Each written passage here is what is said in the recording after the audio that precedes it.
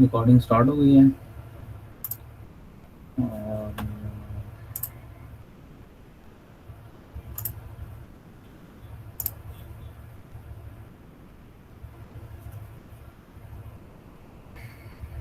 मैंने अपनी स्क्रीन भी आपके साथ शेयर कर दी है। तो आप लोगों को मेरी स्क्रीन जो है वो नज़र आ रही है? जी सर। बहुत अच्छा। तो हम एक्सेल के बारे में जो है वो लर्न कर रहे थे, उसको पढ़ रहे थे। तो एक्सेल में बेसिकली जो है वो एक्सेल का यूजेज है वो ज़्यादातर कैलकुलेशंस में हो रहा होता है। यानी कि अगर आपने कोई टेक्स्ट वैसे लिखना है, यानी कि अगर आपने टेक्स्ट प्रिंट करना है कि जैसे आप लोग बुक्स देखते हो या पम्फलेट या कोई भी टेक्स्ट आपके पास लिखा हुआ होता है, तो वो अमूमन जो है ना वो वर्ड में होता है। ठीक है, उसमें उसकी टाइपिंग हो रही होती है। एक्सेल जो है उसका प्राइमरी यूज़ जो है वो इस कैलकुलेशंस के अंदर जो है ना वो होता है कि उसमें आपने डिफरेंट कैलकुलेशंस करनी है। डिपेंड्स, बाज़ लोग जो हैं वो एक्सेल को यूज़ करते हैं अपनी, अगर किसी का स्टोर है तो उस अपने स्टोर की जो है वो अ, उसको मेंटेन करने के लिए, स्टॉक को मेंटेन करने के लिए, या अपनी अर्निंग्स को या प्रॉफिट को कैलकुलेट करने के लिए। तो डिफरेंट जो है ना वो इसका इस्तेमाल होता है, डिफरेंट बेसिस जो है ना वो। और बहुत सारे सॉफ्टवेयर ऐसे भी होते हैं जो कि ना आपको डाटा इस एक्सेल फॉर्म में दे देते हैं। मिसाल के तौर पे अगर आप नादरा, बल्कि नादरा नहीं, आप जैसे वो एफ पी आर है, तो एफ पी आर की साइट पे कभी चले जाएं तो वहाँ पे आपको जो टैक्स पेयर लिस्ट है, यानी कि जो एक्टिव टैक्स पेयर हैं, उनकी लिस्ट जो है वो आपको मिल जाती है। वो आपको ऑप्शन देता है कि आप उसको डाउनलोड कर लें एक्सेल के अंदर। ठीक है, तो इसके डिफरेंट जो है ना वो यूजेज हैं। तो बेसिकली एक्सेल में प्राइमरीली जो उसका जब आप उसको ओपन करते हो तो उसमें व्यू जो है वो टेबल की सूरत में होता है, यानी कि उसमें रोज होती है और कॉलम होते हैं। और किसी भी सेल को एक्सेस करना है तो वो उसको आप ऐसे एक्सेस करते हो कि आपने ये देखा कि मिसाल के तौर पर ये जो भी करंट सिलेक्टेड सेल है इसका एड्रेस है C7, यानी कि इसकी जो है वो सी कॉलम है और 7th रो है। ठीक है, और इसमें मोस्टली जो है ना फार्मूलाज यूज़ हो रहे होते हैं, और फार्मूलाज बहुत ज़्यादा हैं इसके अंदर ना। यानी कि अगर आप इस एफ एक्स के ऊपर, अच्छा इसमें फंक्शंस भी हैं, इसमें एफ एक्स के ऊपर इंसर्ट करो तो आप ये देखोगे कि ये ना बहुत सारे फंक्शन मौजूद हैं, सम के, एवरेज के, इफ एल्स भी लग जाता है, हाइपरलिंक, काउंट, मैक्स, साइन, बहुत सारे हैं। ठीक है, और इन यहाँ से आप कैटेगरी जो है वो सिलेक्ट कर सकते हैं, यानी कि जो भी फंक्शन है उसकी क्या कैटेगरी है। ऑल फंक्शन में क्लिक करूँगा तो जितने हैं सारे लिस्ट डाउन हो जाएंगे। और फाइनेंशियल से रिलेटेड जितने हैं फंक्शंस, डेट टाइम से, मैथ से, ट्रिग्नोमेट्री से, स्टैटिक्स से, लुकअप एंड रेफरेंसेस से, डाटाबेस से, टेक्स्ट से, लॉजिकल से, लॉजिकल इफ एल्स एंड, ये सारे। ठीक है, और इंजीनियरिंग से, तो ये इंजीनियरिंग के कुछ हैं। तो मतलब एक्सेल में जो है ना वो कह लें कि आप कह लें कि छोटी सी प्रोग्रामिंग लैंग्वेज ही समझ लें आप इसको ना। बहुत सारी चीज़ें इसमें जो है ना वो हैं। हम बहुत बेसिक सा कर रहे हैं, जो आप आपके कोर्स में कर रहे हैं, कि आपको पता हो कि एक्सेल में अगर आपने ऐड करना है, सम करना है या डिवाइड करना है वो कैसे कर सकते हैं, या एक सेल पे आपने फार्मूला अप्लाई किया तो उसको ड्रैग करके बाकी सब पे भी अप्लाई कर सकते हैं। ठीक है, तो इस तरह की बेसिक चीज़ें हैं। तो ये ज़ाहिर सी बात है, ये फंक्शन बहुत सारे मौजूद हैं। तो जब आपको पता लग गया कि फंक्शन बहुत सारे हैं तो आप इसको लर्न भी कर सकते हैं ऐसे समय। ये कोई बड़ी चीज़ नहीं है। मिसाल के तौर पर ये फंक्शन है, तो ये फंक्शन क्या करता है, इसकी इसने ब्रीफ दी हुई है यहाँ पे। तो ये फंक्शन जो है इसको 1, 2, 3, 4, 5, 6, 7 पैरामीटर पास होते हैं, और ये कुछ इंटरेस्ट कैलकुलेट करके जो है ना वो दे देता है। या अगर हम डेट एंड टाइम पे क्लिक करें तो डेट का जो फंक्शन है, इस डेट के फंक्शन को हम ईयर पास करते हैं, मंथ पास करते हैं, डे पास करते हैं। तो ये क्या रिटर्न करता है, return the number that represent the date in Microsoft Excel date time code. ठीक है, तो ये डेट टाइम कोड के अंदर जो है ना वो आपको इसका रिजल्ट जो है दे देता है। अगर आप इसकी हेल्प पे क्लिक करोगे तो उसकी हेल्प भी जो है वो खुल जाएगी, और वो हेल्प जो है वो इधर खुली है, मैं इधर लेके आता हूँ। तो ये देखें, ये डेट टाइम फंक्शन है, तो उसकी सारी डिटेल मुझे, टेक्निकल डिटेल्स क्या हैं, और इसकी कैलकुलेट कैसे करना है, मतलब इसकी इसकी एग्जांपल्स भी होंगी। तो फुल डिटेल आपके पास जो है नज़र मौजूद है। यानी कि आपको यहाँ पे बताने का मकसद ये है कि हम जो हैं वो डिफरेंट फंक्शंस एक्सेल में इंसर्ट कर सकते हैं, और ये यहाँ पे लिस्ट है सबकी। ठीक है, तो हम जो अभी अपने क्लास में यूज़ कर रहे हैं वो तो बहुत लिमिटेड से हैं। ठीक है, तो this is something that I want to चलिए, तो उसको हम कैंसिल करते हैं। तो लास्ट में हमने देखा था कि हमने क्या किया था, एक मार्कशीट बना रहे थे हम लोग, ठीक है, जिसमें हमारे पास जो कॉलम्स हैं वो ये हैं कि उसमें रोल नंबर है, नाम है, और सेक्शनल है, मिड और फाइनल है। ये तो आपको अच्छी तरह से आइडिया है इस चीज़ का, ठीक है। तो हमने क्या किया था, सिंपल हमने ये कहा था कि जी हमारा जो टोटल होता है ना, 100 में से किसी बच्चे का जो टोटल होता है वो ये होता है कि आप उसके सेक्शनल मार्क्स को ऐड कर दें, उसके मिड के मार्क्स को ऐड कर दें, फाइनल के मार्क्स को ऐड कर दें, तो उसका टोटल आ जाएगा, ठीक है। तो ये आपने देखा कि इस सेल में जो टोटल का कॉलम है, इस कॉलम में मैंने क्या किया, यहाँ पे एक फार्मूला अप्लाई किया। और फार्मूला जब भी आप अप्लाई करते हो तो आप इज इक्वल्स टू पाई लिखते हो। जब भी कोई भी सेल है इस एक्सेल के अंदर, वो अगर इज इक्वल्स टू से स्टार्ट होता है तो उसका मतलब है कि आप एक फार्मूला लिखने जा रहे हो। कोई बच्चा नहीं उठ रहा है, आप लोगों को शोर आ रहा है कोई? मुझे शोर सा आ रहा है। जी सर, आ रहे हैं। कोई बच्चा नहीं उठा मेरा ख्याल, हाँ, म्यूट हो गया। चलो अंदर, आप लोगों को कुछ समझ ना आए तो आप दरमियान में मुझसे पूछ सकते हैं, ठीक है। बहरहाल, तो हम इसी को कंटिन्यू करते, तो हमने ये किया, क्या किया था, हमने यहाँ पे एक फार्मूला लगा दिया था इज इक्वल्स टू से। हमेशा हर फार्मूला वो इज इक्वल्स टू स्टार्ट होता है। जब भी आप किसी सेल में इज इक्वल्स टू सबसे पहले डालते हो, सबसे पहले होना चाहिए ये, सबसे पहला करेक्टर इज इक्वल्स टू होगा, तो एक्सेल जो है ऑटोमेटिकली समझ जाएगा भाई यहाँ पे आपको फार्मूला अप्लाई करने जा रहे हैं। अब देखो, एक्चुअली जो ये टेक्स्ट यानी कि ये जो इसमें लिखा गया है वो एक फार्मूला लिखा गया है, और वो जब कैलकुलेट हो जाएगा तो उसकी वैल्यू यहाँ पे प्रिंट की जाएगी। फार्मूला क्या है, राउंड अप को हम छोड़ देते हैं। हमारे लिए पहले ये चीज़ थी कि जी हम ना इन तीनों को ऐड कर दें, ठीक है। तो हमने तीनों को ऐड किया था, C7 plus D7 plus E7, ठीक है। तो आप देख रहे हो कि ये इसने रंग भी कॉरस्पॉन्डिंगली कर दिया, यानी कि आप देखें, अगर मैं C7 पर क्लिक करता हूँ ना, तो वो इसको ये बता रहा है कि ये जो ब्लू कलर का डब्बा हाईलाइट हुआ है ये C7 है, और D7 का मतलब है जो रेड कलर का डब्बा है, ठीक है। और जो E7 है उसका मतलब है ये जो पर्पल कलर का जो है वो बॉक्स है। तो ये आपको जो है ना वो इस तरह भी फैसिलिटेट करता है। अच्छा, अब हमने ये किया था कि हमने कहा था हमारे जो मार्क्स है ना मिड के, वो 70 में से हैं। बात होता है ना, टीचर जो है वो 35 का पेपर नहीं लेते, वो बल्कि 70 का पेपर ले रहे होते हैं, या ज़्यादा का पेपर ले रहे होते हैं। तो वो हम उसकी वो कैलकुलेट कर सकते हैं, उसके 60 मार्क्स देते हैं। तो उसका आसान सा फार्मूला क्या है कि जो भी यहाँ पे वैल्यू है वो आउट ऑफ 70 आएगी, तो उसको आप डिवाइड कर दें 70 के ऊपर और मल्टीप्लाई करें 35 के ऊपर, तो हम आपके पास जो है 35 में से सॉलिड मार्क्स आ जाएंगे। तो ये इसका जनरल सा रूल है, फार्मूला है। मिसाल के तौर पर किसी किसी टीचर ने 100 में से जो है वो मिड लिया है, तो आप क्या करेंगे, D7 को 100 में डिवाइड करेंगे और 35 से मल्टीप्लाई कर देंगे, ठीक है। और सिमिलरली फाइनल के लिए भी हम ये कर सकते हैं। तो हमने ये फार्मूला बनाया, ठीक है। इसमें हमने क्या किया कि हमने इन तीनों को ऐड किया, और हमने देखा कि भाई हमारे पास जो मिड था वो तो 70 में से है, वो 35 में से नहीं है, तो हमने उसके लिए एक अलग फार्मूला लगाया, उसको ब्रैकेट्स में लिख दिया, ठीक है। तो ये फार्मूला जब कैलकुलेट होगा तो इधर आंसर आ जाएगा। और हमने इसके ऊपर फंक्शन भी अप्लाई कर दिया राउंड अप का। वो क्या होता है कि अगर किसी बच्चे के इन तीनों मार्क्स को सम करने के बाद पॉइंट्स में आंसर आ रहा है, तो हम क्या करेंगे कि हम राउंड का फंक्शन यूज़ करेंगे, और वो जो है उसको क्या कर देगा, राउंड अप कर देगा। यानी मिसाल के तौर पर अगर किसी बच्चे के मार्क्स बनते हैं 83.1, तो राउंड अप का फंक्शन उसको 84 कर देगा, ठीक है ना। तो राउंड अप का फंक्शन ये है। इस राउंड अप के फंक्शन को दो पैरामीटर पास होते हैं। पहला नंबर, देखो ये पैरामीटर भी बता रहा है, नंबर कॉमा दूसरा नंबर ऑफ डिजिट्स, यानी कितने डिजिट्स, पॉइंट्स के बाद कितने डिजिट्स तक आपने राउंड ऑफ करना है, ये होता है। तो राउंड अप का फंक्शन को आप दो पैरामीटर पास करते हैं, पहला नंबर, दूसरा नंबर ऑफ डिजिट्स जहाँ तक आपने राउंड करना है। तो हमारे केस में हमने जो है वो पॉइंट के बाद कोई नंबर नहीं लेना, तो हमने इसको यहाँ पे जीरो कर दिया। तब वो जो है वो इसको इसने इसको यहाँ पे पहले कुछ और वैल्यू थी, 87 पॉइंट समथिंग थी, 87.3 थी, तो उसने इसको 88 कर दिया, ठीक है।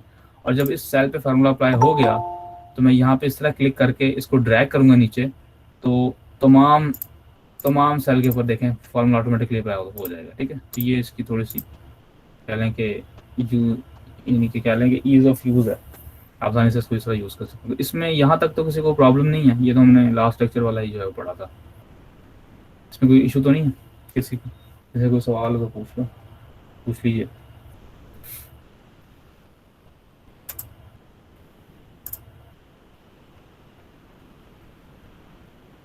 चले अच्छा, अब हम क्या करते हैं, हम ना फाइनल को मज़ीद मॉडिफाई करते हैं। हम कहते हैं फाइनल जो है ना वो 40 में से नहीं है, बल्कि फाइनल भी जो है ना वो है हमारे पास 100 में से। और टीचर ने आपसे 100 में से फाइनल लिया, ठीक है। और जो अच्छा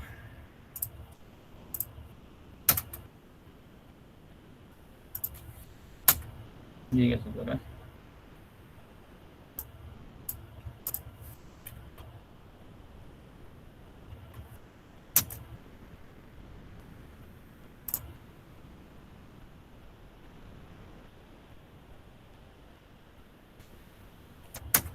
हाँ ठीक है, इसको भी कर सकते हैं।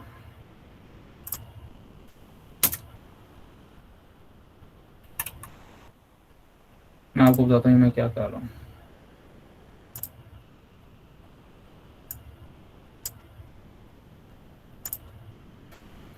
तो ये आप देखें कि जब आप जाते हैं ना, ये फाइनल ना लिखा हुआ, तो मैं चाहता हूँ कर्सर इधर नीचे आ जाए।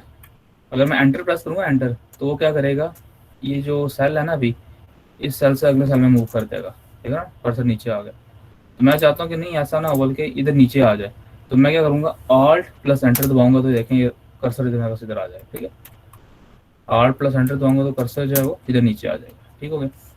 तो यहाँ पे मैं लिख देता हूँ सॉलिड मार्क्स जो है वो 40 में से, ठीक हो गया। और इसको हम थोड़ा सा एक्सपेंड कर देते हैं ताकि जो है वो हमारा फॉर्मेट अच्छा हो जाए, ठीक है।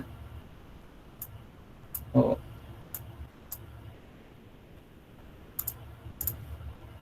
और हम इसको, अब सही है,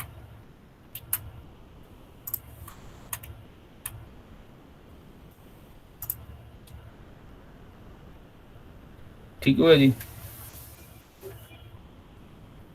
अच्छा अब मुझे बताएं, अब क्या करना होगा। अब देखें यहाँ पे मार्क्स जो स्टूडेंट्स के हैं वो 100 में से हैं, किसी के पास के मार्क्स 65 हैं, किसी के जो हैं वो 50 हैं, किसी के जो हैं 75 हैं, इस तरह किसी के जो हैं वो 89 है। तो अब देखें, अब तुम्हारे पास काम खराब हो गया ना, टोटल तो हमारे पास सही नहीं ना आ रहा। टोटल तो 100 में से होना चाहिए और टोटल जो है वो मैक्सिमम 100 हो सकता है, 100 से बढ़ नहीं सकता। तो इधर 113 आ गया, इधर 113 आ गया, 126 आ गया, इधर 100 आ गया। चले, तो अब ये इसका मुझे सोल्यूशन बताएं, इसको मैं इस प्रॉब्लम को सॉल्व कैसे करूं। फार्मूला में क्या, सर फार्मूले में चेंज करनी होगी। जी बिल्कुल, क्या चीज करें। सर ऊपर जो आपने सेल लिखा है ना, उधर जाए, उधर डिवाइड 100 मल्टीप्लाई बाय 40 करना है। हाँ शाबाश, ये जनरल सा रोल है। उम्मीद करता हूँ आपको इसका बहुत अच्छा आइडिया होगा। बच्चों को इन चीज़ों का पता होता है कि उन्होंने असल में अपना CGPA और GPA कैलकुलेट करना होता है, तो वो बहुत जल्दी से कैलकुलेशंस कर लेते हैं। और गालबन मेरा ख्याल है कैलकुलेटर ज़्यादा जल्दी कैलकुलेशंस कर लेते हैं, उनका CGPA क्या बनता है और उनका। तो हम इसको क्या करेंगे, 100 पे डिवाइड कर देंगे, ठीक है। और मल्टीप्लाई किससे कर देंगे, 40 से, ठीक है। ये सिंपल सा रूल है। तो अगर ये 100 में से हो, 200 में से हो, आप सिंपल डिवाइड कर दें 200 के साथ, 100 के साथ जो भी वैल्यू है, और उसको 40 से मल्टीप्लाई कर दें, ठीक हो गया। तो ये आपको 40 से जो है ना वो, यानी कि ये मार्क्स आपको 40 में से आ जाएंगे, ठीक हो गया। अब फार्मूला इधर अप्लाई हो गया। अब क्या करूँ, मैंने सब पे अप्लाई करना है, तमाम सेल्स पे नीचे करना है अप्लाई। तो क्या करूँ, ड्रैग करें। ड्रैग कर दूंगा। तो ये देखें इस तरह मैं ले जाऊंगा, तो ये ड्रैग कर दूंगा, तो ये फार्मूला ऑटोमेटिक तमाम सेल्स पे अप्लाई हो जाएगा, ठीक है। ठीक हो गया, ये ले तमाम सेल्स पे अप्लाई हुआ। इस सेल पे अप्लाई नहीं करा था, हम नीचे आ गए, हम इसको डिलीट कर देते हैं, ठीक है। तो ये लें, अच्छा जी। अब आप देख रहे हो यहाँ पे ना कुछ एक अजीब सी चीज़ ये भी नज़र आ रही है। अच्छा हम ना इसको रैंडमली फिलअप करते हैं। हम ना इसको फिलअप भी करते हैं। फिलअप कैसे करते हैं देखते हैं क्या करता है। मैं ना इसे सेलेक्ट करके इसको ड्रैग करता हूँ, देखते हैं क्या करता है। Let's see what it does.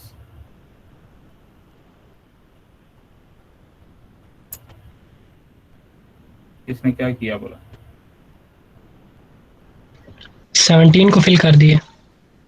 इन 17 की 16 फिल किया इसने खाली। इसने जो है वो 15 से 21 से 15 से इससे क्यों नहीं किया, 17 से क्यों फिल किया। शाबाश को जल्दी से बता दें। देखना ना मैंने इसको ड्रैग किया था ना, कंट्रोल वाई करता हूँ, ये 17 हो गया सारा नीचे। कंट्रोल Z करता हूँ तो ये तो मेरे को 15 21 15 है। तो ये इसने क्या किया, सर क्योंकि लास्ट सिलेक्टेड वैल्यू जो आपके पास थी वो 17 होगी, तो उसने वही कॉपी की है नेक्स्ट सेल्स में। नहीं बेटा 17 तो यहाँ कोई वैल्यू ही नहीं है। देखो ना मैंने तो इन सबको सेलेक्ट किया ना, इन तीनों को 15, 20 और 15, और उसके बाद मैंने ड्रैग किया नीचे, तो इसने उसको देखें 17 कर दिया सबको, बाकी तमाम सेल्स जो है ना वो 17 17 17 से फिलअप हो गए। तो ये क्यों किया इसने, इसने 15 क्यों नहीं किया, इसने कोई और नंबर क्यों लिया, 17 क्यों लिया, ये पूछना चाह रहा हूँ। और ये क्या हुआ, कंट्रोल सर इन तीनों नंबरों को उसने प्लस किया है पहले और फिर 3 पे डिवाइड कर दिया, टोटल नंबर्स हैं, फिर 17 आ गया। शाबाश, वेरी गुड, एवरेज लिया इसने, माशाल्लाह। देखा ना तीनों की, तीन की एवरेज क्या हो गई है, हम खुद से भी कर लेते हैं जल्दी से।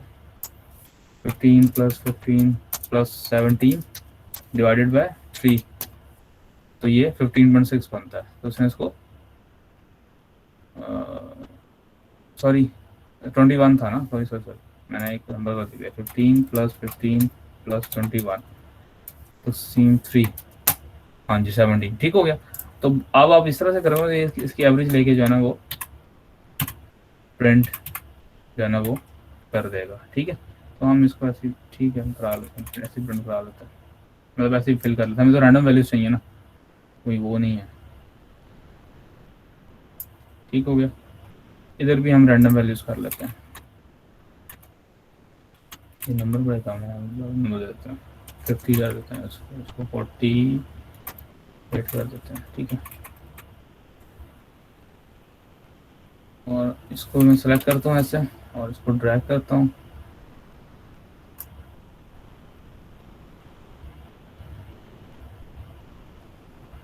ठीक हो गया, ठीक है किया उसने, इंटरेस्टिंग। अच्छा ये इसने ये माइनस में करके चला गया, बता सकता, इधर तो उसने कुछ और काम कर दिया, 37 28 20, और फिर जो है वो auto fill option, fill series, copy cells, format only flash, चल ये क्या किया इसने,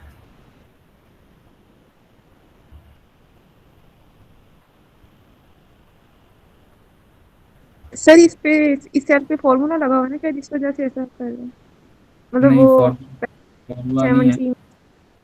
हम ना इसको कहते हैं, इसने इसने ना सीरीज बना दी एक्चुअली ना, आप ये देखो इसने सीरीज कैसे बनाई है बोला,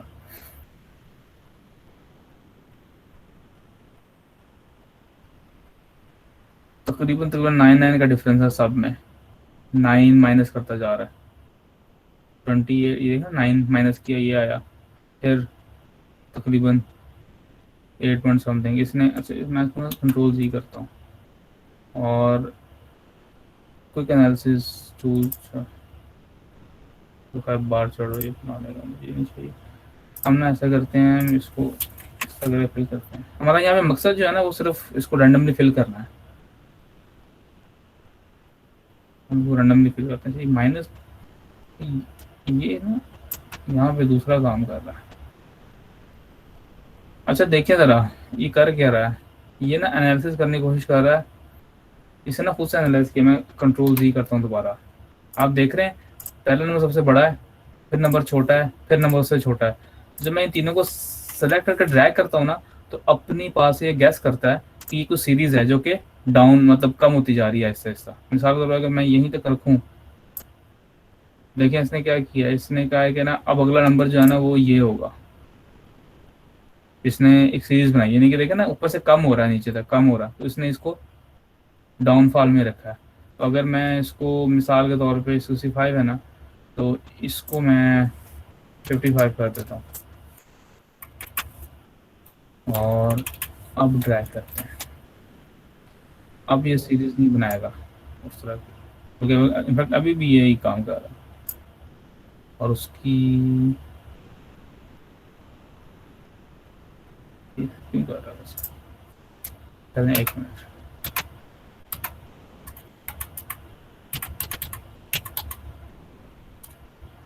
हम इसको करते हैं 55, 50 56 लेट्स सी क्या करता है।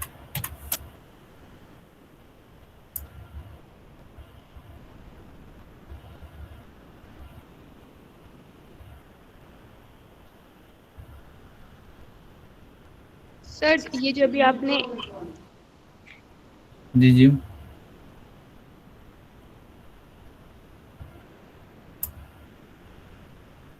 सर अभी हमने जो सेक्शनल मार्क्स कैलकुलेट किए थे तो उसमें आपने ये जो 3 सेल्स सेलेक्ट किए थे और बाकी को हमें ड्रैग किया था, तो इसे तो कॉपी करना चाहिए था। इसने फॉर्मूला खुद ब खुद कैसे लगा दिया? मतलब हमने तो एवरेज का फॉर्मूला डिफाइन भी नहीं किया।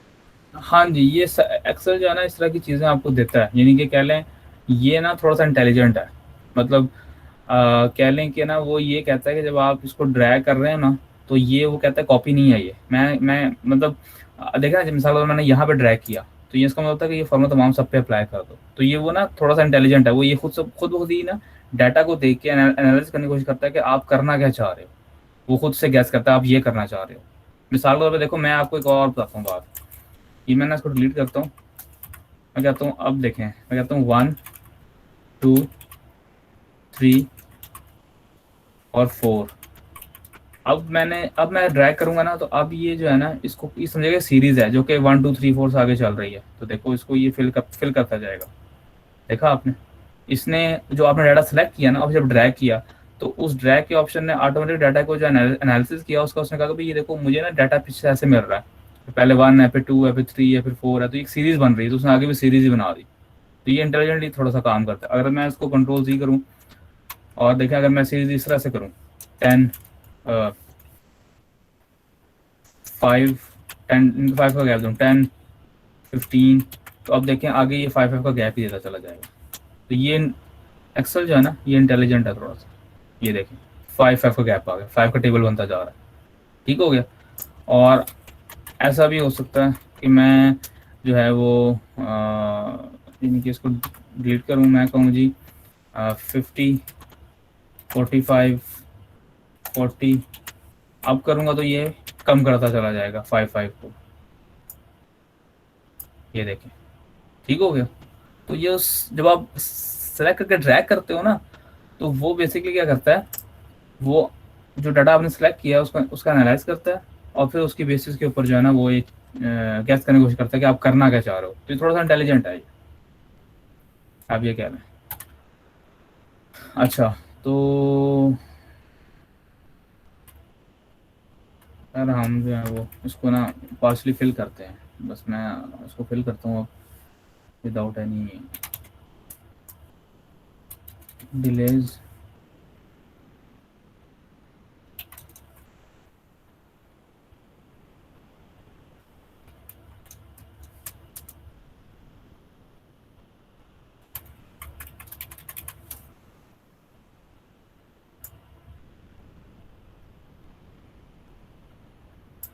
फिल करते हैं, फिर हम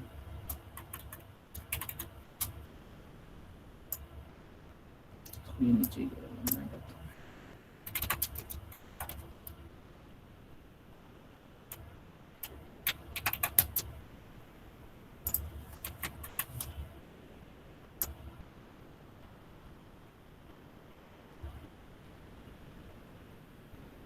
हूँ। बल्कि ना मैं कंट्रोल सी करेगा पेस्ट करूँगा ना, अब ये पेस्ट करेगा कंट्रोल सी और कंट्रोल वी से पेस्ट होगा। ठीक है, और कंट्रोल सी कर लेते हैं और कंट्रोल वी करता हूँ तो ये पेस्ट होगा। ठीक है, ये इसको फिल कर दिया 100 में से, इसको फिल कर देते हैं।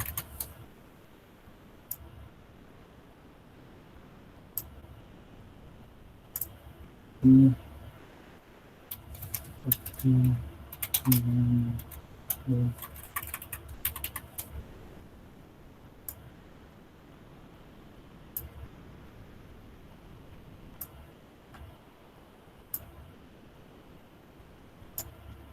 हो गया, बस मुझे फिल करना था। अच्छा असल चीज़ मैं बताना चाहता हूँ ना आपको उससे आगे की है कि अब देख रहे हैं ना आप ये बॉर्डर जो लगा हुआ है टेबल को, वो बाहर लगा हुआ है, मेरे इधर लगा हुआ है और इन रोल नंबर और नेम्स के कॉलम में है। इधर नहीं आ रहा, तो मैंने इधर भी करना है, तो क्या करूँ? मैं चाहता हूँ कि इधर भी बॉर्डर आ जाए ना, यानी कि इस तरह से वो लाइंस जो है वो डार्क हो जाए, जिस तरह से यहाँ पे डार्क है। तो बताएगा मैं क्या करूँ? शाबाश। इस सबको सिलेक्ट करते हैं, ठीक है। और ये देखें हमारे पास बॉर्डर था, तो उसको मैं कहूँगा जी ऑल बॉर्डर्स, तो ये अब एक शीट बन गई, ठीक हो गया। अच्छा जी, तो अब हाँ, अब ये तो आपको समझ आ गया ना। अब हम ना सेशनल को डिवाइड करते हैं मज़ीद।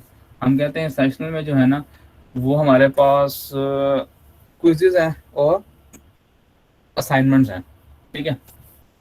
सेशनल जो है ना वो एक नहीं है, वो सेशनल्स में जो है ना वो हमारे पास इस तरह से डिवीजन है।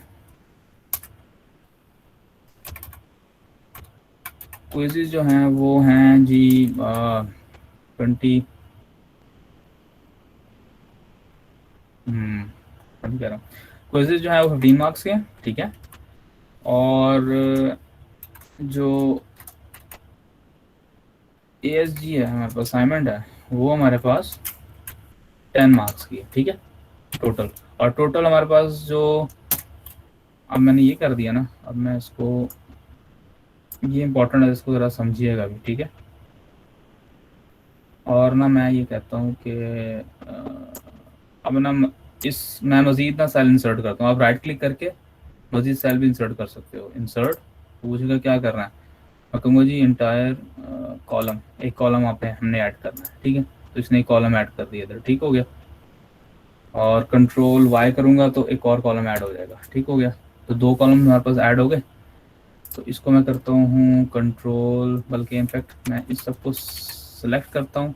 अब देखें, आपको अगर कॉलम इंसर्ट करना है या रो इंसर्ट करनी है तो कैसे करना है, आप राइट क्लिक करेंगे जैसे यहाँ पे, और आपने कहा ना इंसर्ट, तो आप एंटायर रो करेंगे तो पूरी रो इंसर्ट हो जाएगी, नई रो ऊपर आ जाएगी।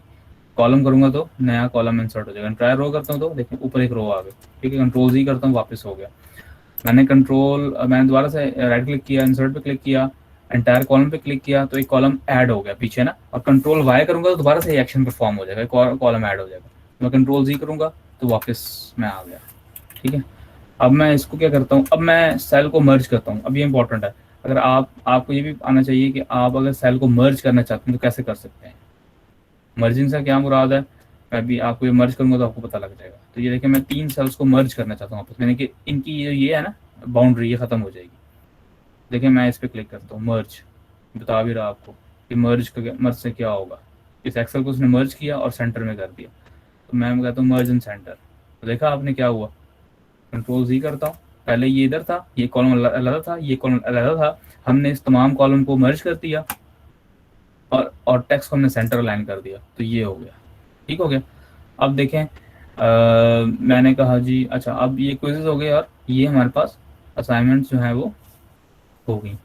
अच्छा, अब क्या है कि ना नीचे हम ना एक और रो ऐड करते हैं। हम कहते हैं जी इंसर्ट रो, एक रो और ऐड हो गई हमारे पास, ठीक है। और इसमें मैंने कहा कि जी अच्छा, इसने रो तो ऐड किया, साथ में इसको मर्ज भी किया हुआ। हम इसको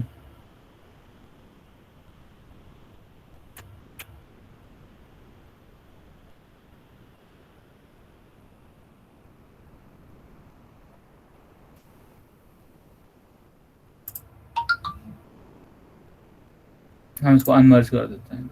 अच्छा, आप अनमर्ज भी कर सकते हो ऐसे से, तुम्हारा अनमर्ज नहीं किया, पहले मैं इसको अनमर्ज करता हूँ, ठीक है। ये वाला भी अनमर्ज करना है, बल्कि in fact oh sorry, control Z करते हैं दोबारा से। इधर ना वो है मसला ये है कि ना इधर वो बॉर्डर नहीं है, इसलिए हमें नज़र नहीं आ रहा शायद। हाँ जी, ये वजह से बॉर्डर आ गया ना, अब नज़र आ रहा है आपको, सेल्स ही हैं, ठीक है। अच्छा, अब ये जो है वो रो ऐड हो गई हमारे पास, ठीक है। अब हमने क्या करना है, एक क्विज़ेस के लिए अलग से बनानी है और एक जो है ना वो असाइनमेंट के लिए जो है ना वो हमने बनानी है। तो हम क्या करते हैं, ये वाली जो रो है ना, एक हमारे पास जो है ना ये एक्स्ट्रा है, इसको हम डिलीट भी कर सकते हैं। मिसाल अगर मैं कहूँ डिलीट, तो आपका कॉलम एक डिलीट हो गया। कंट्रोल Z करता हूँ, तो इसको पहले मैं अनमर्ज करता हूँ, इसको कंट्रोल X करता हूँ, इधर पेस्ट करता हूँ, और इसको मैं कहता हूँ जी डिलीट करो, तो ये डिलीट हो गया। ठीक हो गया। दोबारा से आते हैं, इसको मर्ज एंड सेंटर करते हैं। अब देखिएगा, तो ये आ गया मेरे पास क्विज़ेस। ठीक है, टोटल मार्क्स इसके हैं 15।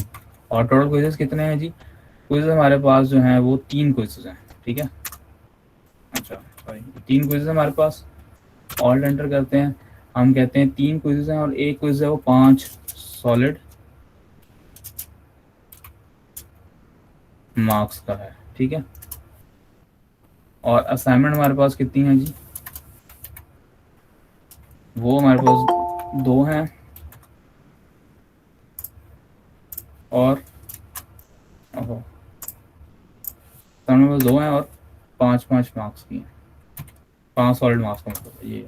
ठीक है, अच्छा जी, अब देखिए, अब मैं क्या करता हूँ, मैं कहता हूँ अच्छा ये 3 है और ये 2 है। अब मुझे 3 कॉलम्स और ऐड करने हैं और 2 कॉलम्स और ऐड करने हैं, ताकि जो है वो कर सकूँ। मैं कहता हूँ इंसर्ट एंटायर कॉलम 1 2, हो गया, 2 कॉलम्स ऐड हो गए।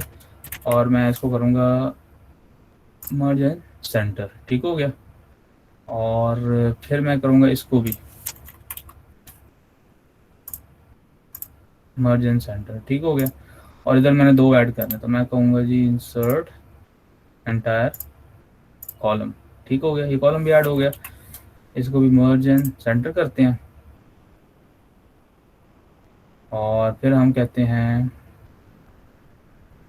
कि हम एक इंसर्ट करते हैं रो, इंसर्ट एंटायर रो। ठीक है, एक रो ऐड हो गई।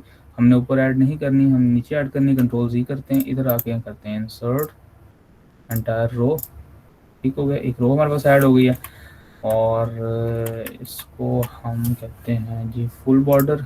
ठीक है, और हम कहते हैं जी ये है क्विज 1। ठीक है, और ये जो है वो वैल्यूएट हुआ था 20 में से। ठीक है, और ये हमारे पास एंटर कर देते हैं, कंट्रोल C करके इसको पेस्ट करता हूँ, कहता हूँ क्विज 2। ओहो, ये क्विज 3 बनेगा, क्विज 3। ठीक है, ये बनेगा क्विज 2। ठीक हो गया, 3 क्विजेस हैं 20-20 मार्क्स के, जो कि 5 में से वैल्यूएट होंगे। 2 असाइनमेंट्स हैं, ASG-1, ये 100 मार्क्स की है। ठीक है, और ASG-2 ये कितने मार्क्स की है? ये भी 100 मार्क्स की है। ठीक हो गया, तो ये लें जी। अब आपको ना थोड़ी सी पिक्चर क्लियर हो जाएगी मैं करना क्या चाह रहा हूँ। ठीक है, इसको हम थोड़ा सा कम करते हैं, बहुत ज़्यादा फैला हुआ है, इसको फैलाने की ज़रूरत हमें है नहीं, ताकि एक स्क्रीन के अंदर जो है ना वो मामला आ जाए।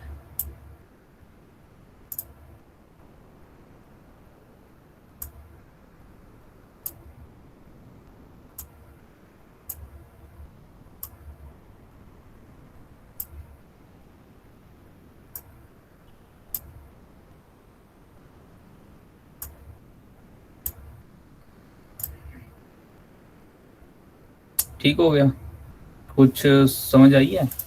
ये जो मैंने काम किया है इतना मर्ज करके और इंसर्ट करके, ठीक है ना, बड़ा सिंपल सा है। सेशनल है, सेशनल का डिवीजन कैसे है? क्विज़ेस में, असाइनमेंट्स में। 15 मार्क्स के क्विज़ेस हैं, 10 मार्क्स के असाइनमेंट्स हैं, और मजीद क्विज़ेस का डिवीजन है, 3 क्विज़ेस होंगे 5-5 मार्क्स के, और असाइनमेंट्स होंगे 2-2 5-5 मार्क्स के वो भी। तो क्विज़ेस जो हैं वो एक क्विज़ 20 का है, दूसरा क्विज़ भी 20 का है, तीसरा क्विज़ भी 20 का है, और ये एक्चुअली 5 में से वैल्यूएट, यानी कि 5 सॉलिड मार्क्स में से वैल्यूएट होंगे। इसी तरह असाइनमेंट जो है 100 मार्क्स के, लेकिन 5 सॉलिड मार्क्स में से वैल्यूएट होंगे। ठीक हो गया, अब हम क्या करते हैं कि ना कुछ मार्क्स इनको इधर दे देते हैं, रैंडमली फिल कर देते हैं, और हम कहते हैं 15, 16, 17, 18। सर हम रैंडम का फंक्शन यूज नहीं कर सकते? रैंडम जो है वो तो यानी कि रैंडम का फंक्शन जो है ना वो और तरीके से अप्लाई होता है। हम वो भी यूज़ करना चाहें कर सकते हैं, लेकिन अभी फ़िलहाल हम ना इसको वैसे रैंडमली फिल कर रहे हैं। मैं अब आपको ना इसको ड्रैग एंड ड्रॉप करके फिल करना जो है ना वो सिखा रहा हूँ। रैंडम का फंक्शन जो है उसको हमें देखना पड़ेगा कि रैंडम फंक्शन करता क्या है और कैसे जो है वो यहाँ पे अप्लाई होगा। ठीक है, हमारा केस है कि हमें ये फिल जो है ना एक रैंडम वैल्यू से करना है। ठीक है, तो असल में ना ये फिल को फिल करना मकसद नहीं है, मकसद इससे अगला है जो एक्चुअली जिस चीज़ में आपको लाना चाह रहा हूँ कि अब ये देखा ना टोटल का फार्मूला ये चेंज हो जाएगा। अब आपने बताना है टोटल का फार्मूला किस तरह से चेंज होगा, क्योंकि ये अब इम्पोर्टेंट चीज़ है। अच्छा, इसको हम कह देते हैं जी 90। ठीक है, तो ये एक पैटर्न मैंने बनाया है, इसी पैटर्न को मैं सब पे अप्लाई कर देता हूँ। बेसिकली अभी कॉप ठीक है कर रहा है। अच्छा ठीक है, ठीक है, ठीक है।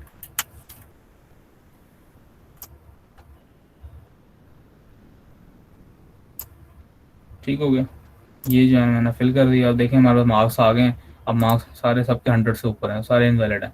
ठीक है, तो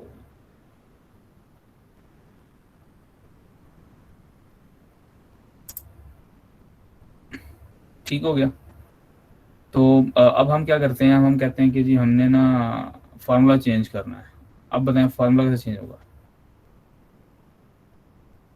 अब ये फार्मूला वैलिड तो नहीं है ना, जो आपका टोटल मार्क्स है कैलकुलेट करने के लिए। फार्मूला तो चेंज होगा। अब कैसे होगा बताएंगे आप लोग ज़रा, शाबाश। कैसे होगा, क्या होगा,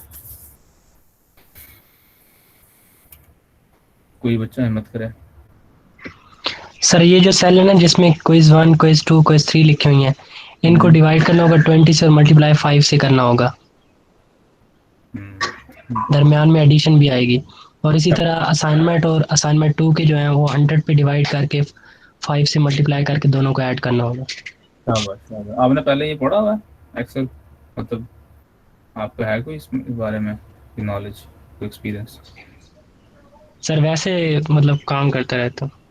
आपको रैंडम का पता है, रैंडम अप्लाई किया कि दूसरे तरीके से? सर रैंडम बिटवीन का फंक्शन यूज़ किया। अच्छा, यानी कि आप एक सेल की, यानी कि एक सेल से दूसरे सेल, यानी कि आप एक लिस्ट ऑफ सेल्स के अंदर जो है वो एक रैंडम वैल्यू जनरेट करते हैं इससे इसके दरमियान, है ना? ऐसे जी किया सर। होगा। ठीक है, हाँ वो भी अच्छा आइडिया। हम क्या करते हैं पहले ना, असल में मैं चाहता हूँ फार्मूला हम देख लें, फार्मूला अप्लाई करते हैं, उसके बाद हम रैंडम इस पूरे टेबल को हम रैंडमली फिल कर देंगे। ठीक है, लेट्स सी। पहले हम देखते हैं कि हम ना अभी इसको फार्मूला से सही कर दें। ठीक है, तो फार्मूला बिल्कुल सही बताया फैसल ने कि हमने ऐसे करना है कि ये जो क्विज 1 वाला है सेल, जो कि बनता है क्या बनता है जी, C9 बनेगा। ये जो पहला रोल नंबर है इसका C9 बनेगा। तो C9 divide by 20 multiply by 5।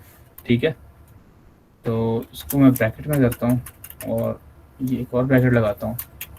तो ये हो गया जी एक पहला क्विज। ठीक है, प्लस अब बारी आ गई दूसरे क्विज की, तो उसी को मैं कॉपी कर लेता हूँ। कंट्रोल C करके कॉपी होता है, कंट्रोल V करके पेस्ट होता है। ये 2 क्विज हो गए और ये 3 क्विज हो गए। ठीक है, तो इसको मैं क्या कर दूंगा जी D9। ठीक है, D9 है ना अगला, और ये देखें साथ साथ को हाईलाइट भी करता जा रहा है D9, और हमारे पास अब क्या है आगे E9। देखें उसने इसको हाईलाइट कर दिया। ठीक है, अब हमारे पास प्लस करता हूँ मैं, और मज़ीद हमारे पास क्या है जी, मज़ीद हमारे पास है असाइनमेंट्स हैं, तो वो 100 में से होती हैं।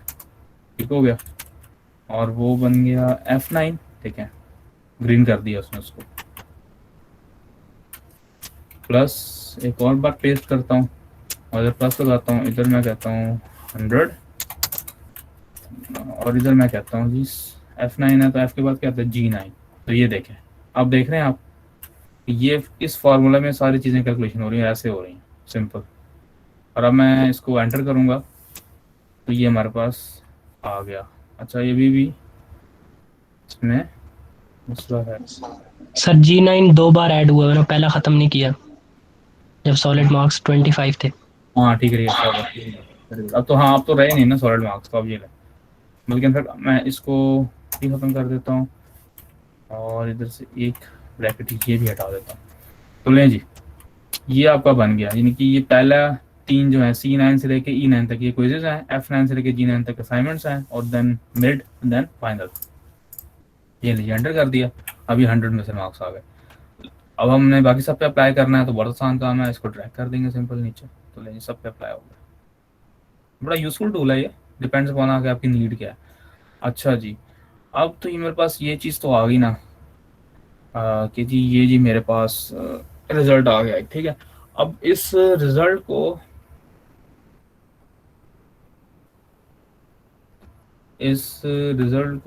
क्वेश्चन पूछ रहा है,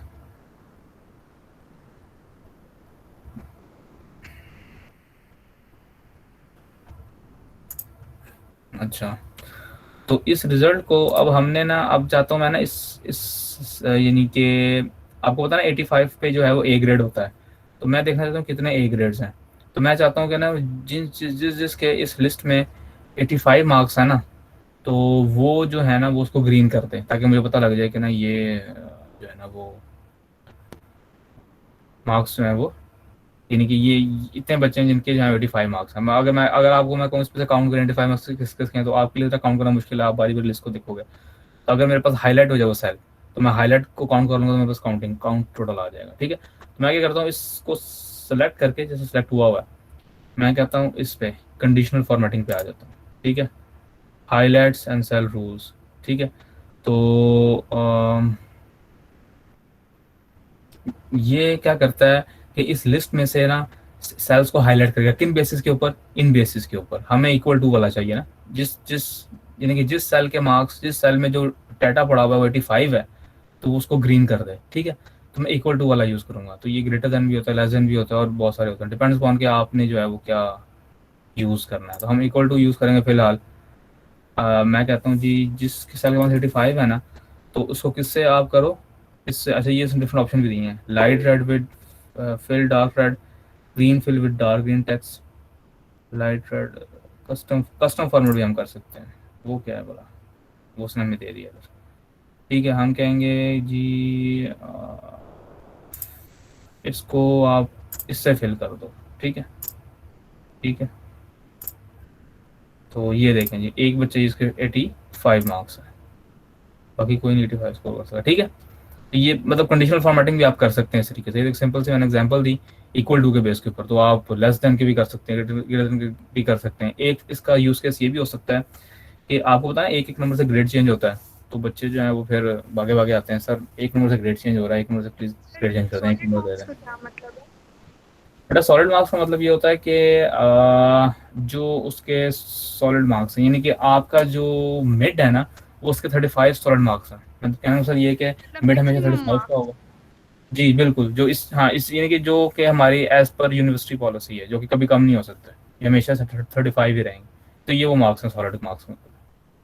तो ये 5 लिखा ना, ये भी इसका मतलब है कि ये सॉलिड मार्क्स हैं। एक क्विज में मैक्सिमम मार्क्स जो है 45 मार्क्स हैं। अच्छा बहरहाल, तो ये अब एक यूज केस मैं आपको बता रहा था, ये भी हो सकता है कि आप मैं कहूँ आपको कि भाई मतलब बच्चे आते हैं ना कि सर देखें 79 मार्क्स हैं मेरे, आप सर मुझे 1 मार्क्स दे दें, मेरा ग्रेड जो है वो माइनस हो जाएगा, प्लीज़ 1 मार्क्स दे दें, 1 मार्क्स दे दें। बच्चे जो है वो पीछे पड़ जाते हैं। अब मैं ये चाहता हूँ इस लिस्ट में मेरे वो चीज़ें हाईलाइट हो जाएं जो कि जिनका मार्क्स जो है वो, जिनके मार्क्स जो है वो एक एक नंबर से चेंज हो रहे हैं, ठीक है। समझ आ रही बात? जी सर। तो अब ये काम करना है, ये फॉर्मेटिंग करनी है। अगर आपने अपनी शीट देखी हो, मैं ना जरा इधर आपको आपकी शीट भी दिखाता हूँ, आपकी शीट मार्क्स वाली शीट जो है,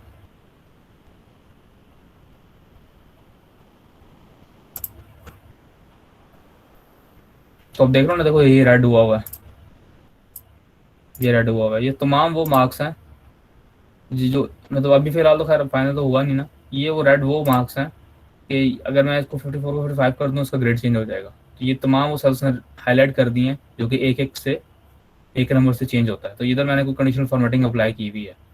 तो कुछ इस ये अभी ये तो गूगल वो है ना, गूगल डॉक्स है। तो tools, where is conditional formatting, in fact मैं इसको सेलेक्ट करूँ, ये देखें, ये मैंने ये तो खैर गूगल डॉक्स में ऐसा होता है। तो ये काम अपने एक्सेल में करना है, मतलब आपको मैंने इसका दिखा दिया ना, अगर वैल्यू सेल की 84 है तो उसको रेड कर दे, 79 तो रेड कर दे, ये कर दे। तो आपने कुछ इस तरह का काम जो है ना उधर करना है, ठीक है। ये आपका एक टास्क है, एक टास्क मैंने आपको करके दिखा दिया ना कि जो 85 है उसको हमने ग्रीन कर दिया, और अब मुझे ये चाहिए कि जो जो एक नंबर से ग्रेड चेंज होते हैं वो रेड हो जाए, ताकि मैं उसको चेंज कर दूँ, ठीक है। अच्छा, अब और जो चीज़ हमारे लिए इंटरेस्टिंग होती है, इंटरेस्ट जिसमें हम इंटरेस्ट ले रहे होते हैं, वो क्या होती है, वो ये होती है कि हम कहते हैं जी ये जो है ना एवरेज क्या है, क्लास की एवरेज क्या है।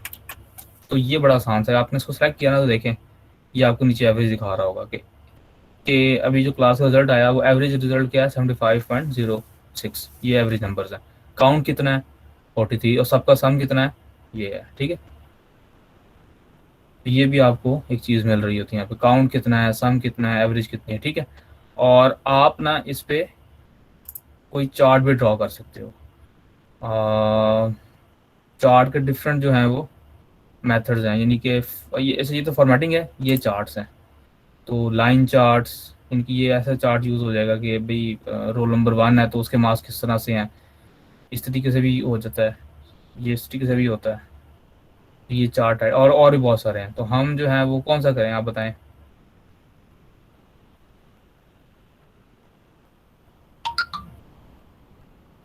और ये टोटल्स का है, एवरेज, सम, परसेंटेज, रनिंग, और ये टेबल्स हैं, पैरल, स्पार्कलिंग्स हैं।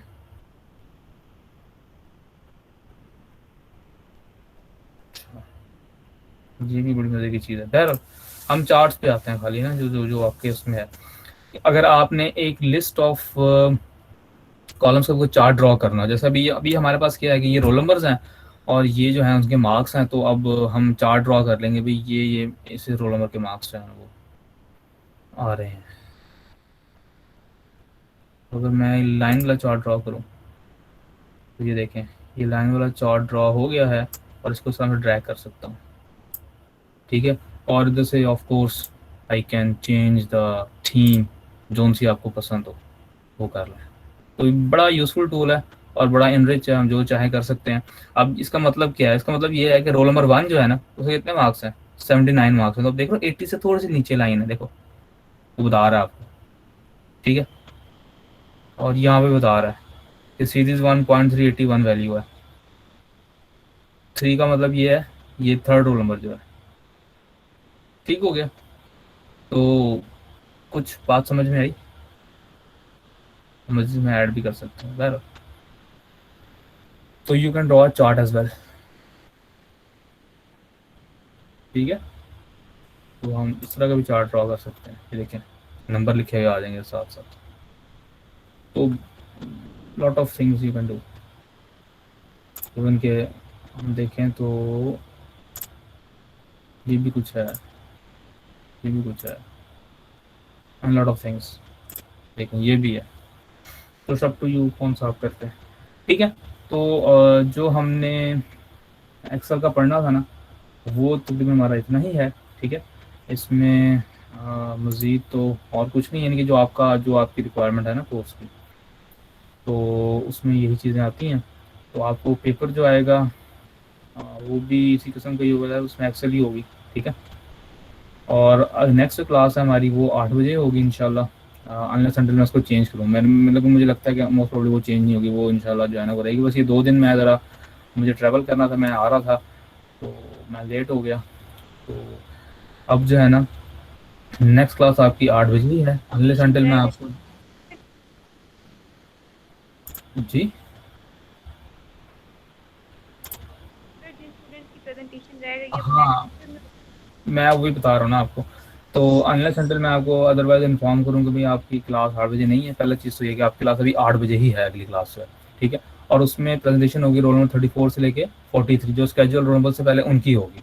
जब उनकी ख़त्म हो जाएगी तो फिर उसके बाद 2 रोल नंबर्स और हैं जिन्होंने मुझसे जो है वो डिस्कस किया था मामला। वो ग़ालिबन एक 18 है और एक 27 है, देन 20 है, आई डोंट नो। एक 18 और एक और है, मेरे पास जो है ना वो रिकॉर्ड है।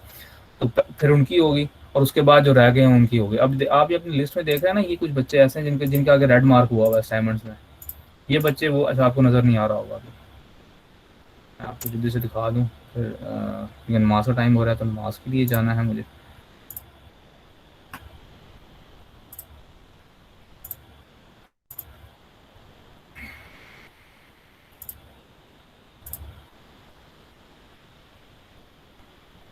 स्क्रीन शो हुई है आपको? अब हो रही होगी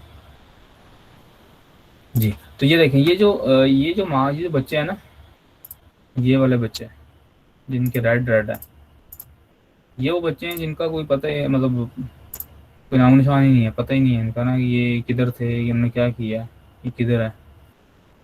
मतलब ये वो बच्चे हैं जिन्होंने जो जो अपने स्केड्यूल पे नहीं थे, इनको स्केड्यूल पे होना चाहिए था। तो पहले तो इनकी होगी ना आगे से, जितने भी ये बच्चे हैं अगली क्लास में। उसके बाद फिर एक रोल नंबर 18 है और एक और रोल नंबर है जिन्होंने मुझे कहा था, उनकी होगी। और उसके बाद फिर बाकी इनमें से कोई अगर होता है तो हो जाएगी। तो एक बार देखें, अब होगा ये कि टाइम तो ख़त्म हो रहा है हमारे पास। उसके बाद आपका जो है वो मिड है, सॉरी मिड कह रहा हूँ, जब आपकी यूनिवर्सिटी खोलेगी ना तो उसके मोस्ट प्रॉब्ली 1 हफ्ते के अंदर जो है ना आपका पेपर होना शुरू हो जाएगा, फाइनल पेपर।